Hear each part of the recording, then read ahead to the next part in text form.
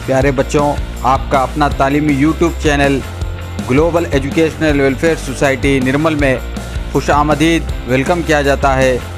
मैं अंसार अहमद साहिल आज के इस सेशन में हाजिर हूँ जमात हश्तुम 8th क्लास के सबक मसनूई रेशे और प्लास्टिक पार्ट 2 में।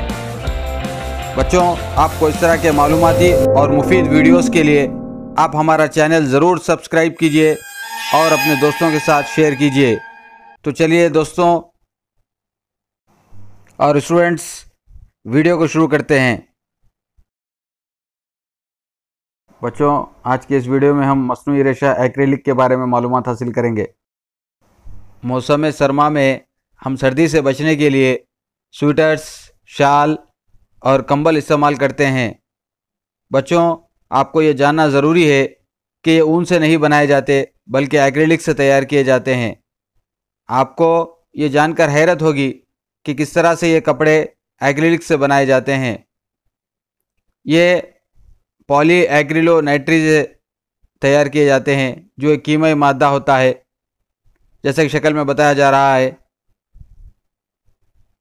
एक्रेलिक लाइट वेट, नरम और गर्म होते हैं और देखने में कुदरती रेशा ऊन के जैसा ही महसूस होता है। ऊन बहुत महंगा होता है और आम आदमी की दस्तरस से बाहर होता है, जबकि एक्रेलिक से बने कपड़े मजबूत और सस्ते होते हैं। ये मुख्तलिफ रंगों और डिज़ाइंस में आसानी से दस्तयाब होते हैं। मसनूई रेशे पानी की बहुत कम मकदार जज़्ब करते हैं और तेज़ी से खुश्क हो जाते हैं। बाज़ रेशे पर पानी का असर भी नहीं होता, इन्हें वाटर प्रूफ कहते हैं।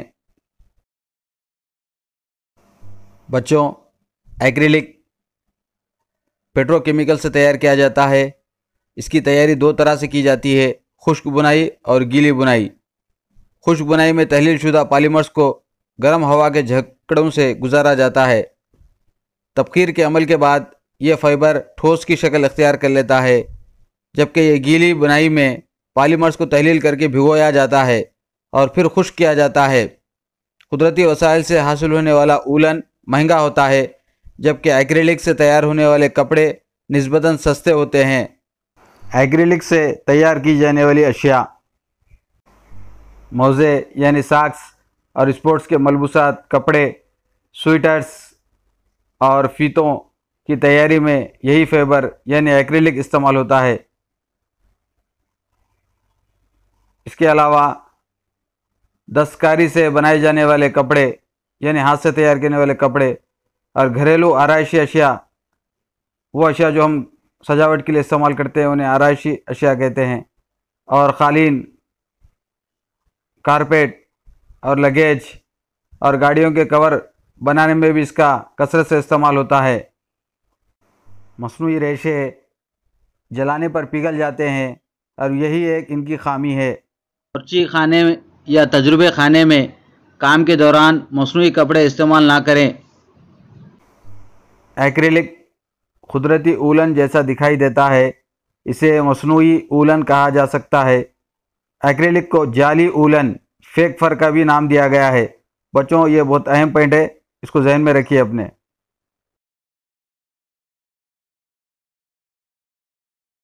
बच्चों, पॉलिस्टर सबसे ज़्यादा इस्तेमाल होने वाला मसनूई रेशा है। दरअसल पॉलिस्टर दो अल्फाज का मुरक्कब है, एक पॉली दूसरा ईस्टर। इस फाइबर पर सलवटें यानी रिंकल्स नहीं आती। ये हमेशा करारा और धोने में सहूलत बख्श होता है, इसीलिए पहनने के लिए बहुत मुनासिब है। टेरिलिन एक मकबूल आम पॉलिस्टर ही है। इसके रेशों से बेहतरीन कपड़ा बनाया जा सकता है। ये रेशा कुदरती रेशों के साथ मिलाया जा सकता है, इसीलिए इसको काटन के साथ मिलाकर टेरिकाट और ऊलन के साथ एकजा करके टेरीउल में ढाला जा सकता है। नायलॉन की तरह ख़ास पॉलिस्टर या टेरिलिन आसानी से जल उठता है। पॉलीस्टर देखने में खुशनुमा और छूने में भी पॉलिस्टर से कहीं ज़्यादा नरम होते हैं। इसका बुनियादी मादा ना सिर्फ कपड़ों की तैयारी बल्कि दीगर अशिया, सोडे की बोतलों से लेकर पानी पर तैरने वाली कश्तियों की तैयारी तक इस्तेमाल होता है।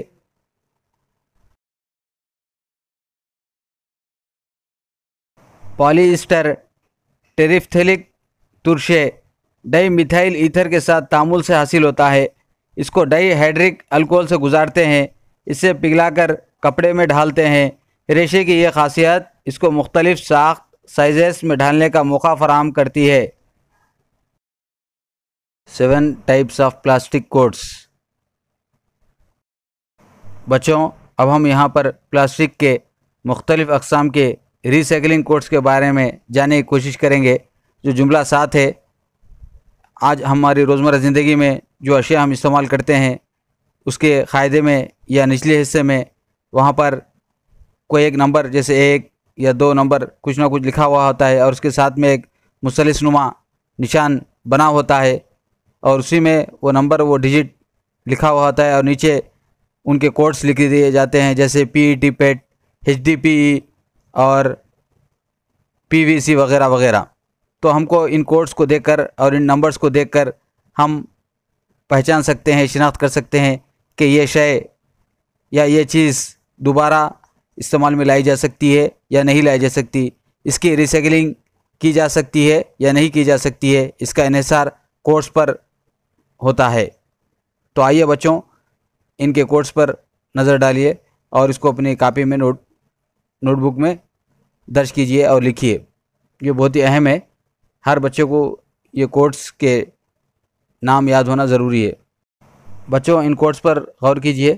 पहला कोड है PET पेट, दूसरा कोड है HDPE, तीसरा कोड है V, चौथा कोड है LDPE, पाँचवां कोड है PP, छठवां कोड है PS और सातवां कोड है अदर। पहला कोड PET पेट या PETE का फुल फॉर्म है पॉलीइथाइलिन टेरिफ्थालेट। दूसरा कोड HDPE का फैलाव है हाई डेंसिटी पॉलीइथाइलिन और तीसरा कोड V का फुल फॉर्म है विनाइल, जिसको पॉलीविनाइल क्लोराइड और PVC भी कहते हैं। बच्चों, हम ये PVC के पाइप घरों में प्लम्बिंग के दौरान इस्तेमाल करते हैं और देखते हैं, जैसे पानी की टंकी के लिए हम इस्तेमाल करते हैं, टॉयलेट्स और बाथरूम में पानी की सप्लाई के लिए PVC वायर का इस्तेमाल किया जाता है, PVC पाइप का इस्तेमाल किया जाता है। चौथा कोड है LDPE, जिसका फुल फॉर्म है लो डेंसिटी पॉलीइथाइलिन। पांचवा कोड है PP, जिसका वसत है पॉलीप्रोपाइलीन और उसी तरह से छठवां कोड है PS, जिसका फैलाव है पॉलीस्टीरीन और सातवां कोड है अदर, यानी इन 6 के अलावा दीगर जो है उसको हम अदर्स कैटेगरी में रखते हैं।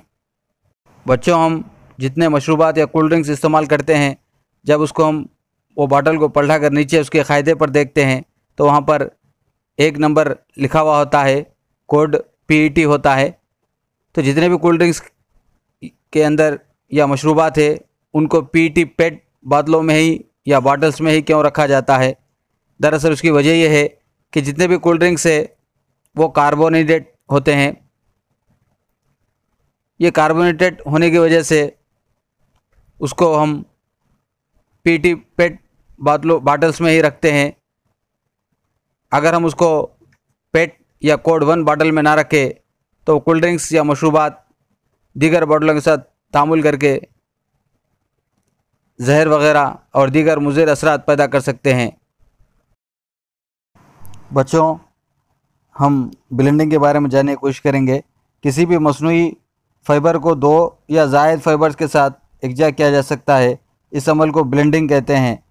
बेहतर मियार के कपड़े तैयार करने के लिए कुदरती और मसनूई फ़ाइबर्स की ब्लेंडिंग ज़रूरी है।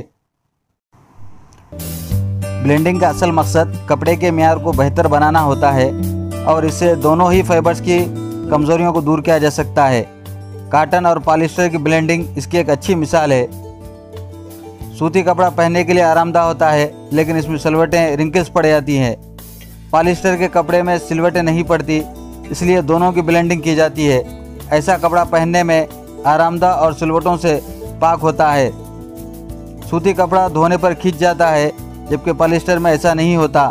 दोनों मुनासिब तनासुब में मिला देने पर कपड़ा नहीं खींचता।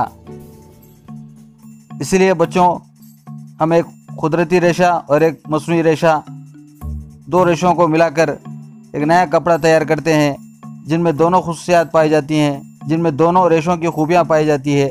आजकल ब्लेंडिंग का ट्रेंड मार्केट में बहुत ज़्यादा चल रहा है, जिससे हमको मियारी और मज़बूत और पायदार कपड़े पहनने के लिए दस्तयाब हो रहे हैं। तो अज़ीज़ तलबा और तालिबात, मुख्तलिफ़ रेशों को एक दूसरे के साथ मिलाकर एक नई क्वालिटी का और एक नई खुसूसियात का कपड़ा तैयार किया जाता है। इसी को हम ब्लेंडिंग कहते हैं। ब्लेंडिंग के अमल में मुख्तलिफ़ अक़साम के रेशों को एक जगह जमा करके जो मुख्तलिफ़ कलर्स और रंगों में होते हैं, उनको एक नई क्वालिटी और एक नया म्यार और एक नया कपड़ा तैयार किया जाता है, जो दीदे ज़ैब होता है और दिलकश होता है, पायदार, मज़बूत और खुशनुमा होता है। तो बच्चों, आजकल हम ब्लेंडिंग के ही कपड़े ज़्यादातर इस्तेमाल कर रहे हैं, जो देखने में भी बहुत महज़्ज़ब और खूबसूरत नज़र आते हैं। तो बच्चों, हम फिर मिलेंगे हमारे नेक्स्ट वीडियो पार्ट 3 में। तब तक के लिए खुदा हाफिज़, शुक्रिया।